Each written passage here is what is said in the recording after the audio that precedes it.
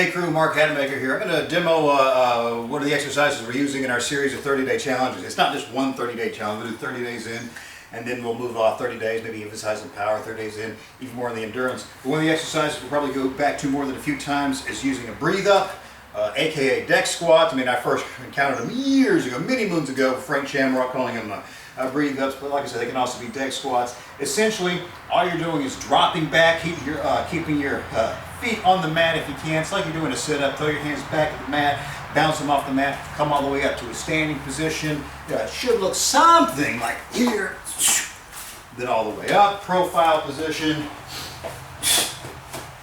and all the way up. You're going to have a problem getting up with one of two things. If you hold the air inside of you, it's best to blow all the way out. If not, because your lungs are going to be all the way ballooned up, and you're trying to do a sit-up or a crunch, and if your lungs are all inflated that way, tougher to get the full pike and crunch that you're going to need.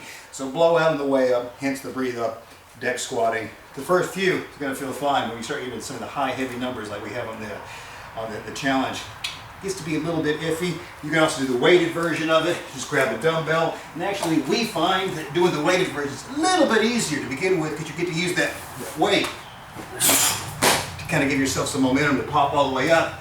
But again, the key is the great deal of numbers we're putting into it. So, I want to make sure we're on the same page where we're talking about deck squats, aka breathe ups, vice versa. We know what we're talking about.